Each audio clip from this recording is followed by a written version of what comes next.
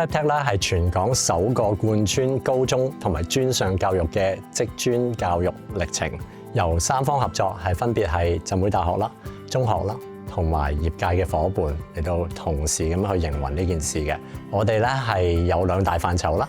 分別係 ICT 同埋創意媒體，去幫啲同學裝備佢哋硬實力同埋軟技能，希望佢哋咧係成為呢個業界需要嘅人才啦，同埋咧幫佢哋咧去作出未來知情嘅一個選擇嘅。CLAPTech 至今咧已經有超過90間中學同埋1400位同學嘅參加，亦同時得到咧40間嘅業界夥伴同埋機構去支持。畢業同學入面咧有超過90%係表示佢哋對將來嘅選擇係知情嘅。CLAPTech 嘅成果同埋經驗顯示咗將職專教育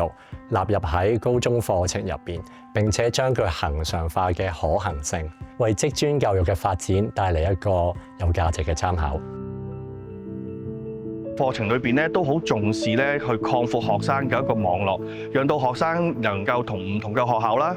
同大學裏邊嘅導師啦，甚至係唔同嘅一啲職場裏邊嘅一啲導師咧，去嘗試去有一個聯繫，讓到我哋嘅學生提升對未來嘅職場嘅一個探索同個反思嘅能力。課程內容自己本身好重視咧，就將一個創意咧就化為一個實踐。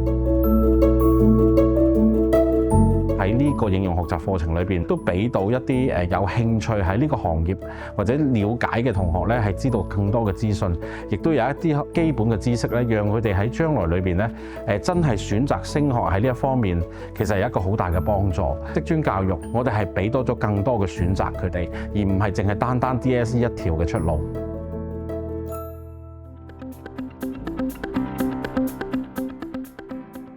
中學嘅時候係讀 multimedia storytelling， 咁之後就發現自己對 creative media 比較有興趣，咁所以畢咗業之後就過咗嚟讀 ArtTech design 啦。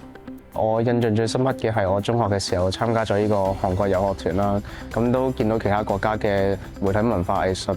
都令到我大開眼界。我最深刻嘅係呢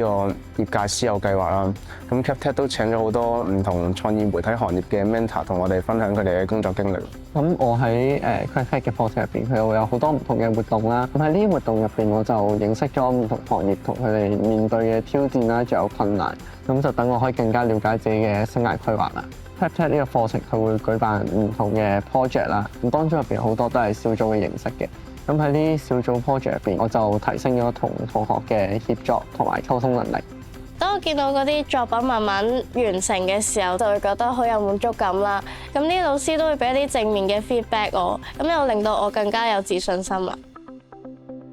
廣告係一個人嘅行業嚟嘅，人才係我哋最重要嘅資產啦。CLAPTech 呢個 program 咧就係好有效咁幫我哋訓練人才啦，咁同埋為呢個行業注入新血。因為廣告係一個創意嘅行業啦，咁 CLAPTech 呢個 program 就培訓到一班幾有創意嘅學生啦。咁另外一方面咧，就係因為科技嘅發展啊，咁其實即係好多新嘅科技嘅應用啊，例如 AI 啊或者剪片嘅工具啊咁樣咧。咁個 program 亦都可以幫我哋培訓到一啲呢方面嘅人才啦。咁另外廣告咧，亦都係一個好講 teamwork 嘅一個行業嚟嘅。呢度咧個 program 其實亦都 train 咗啲 soft skills 啊，關於即係同人協作嘅能力啦。咁我相信呢個 program 亦都可以培訓到呢方面嘅人才。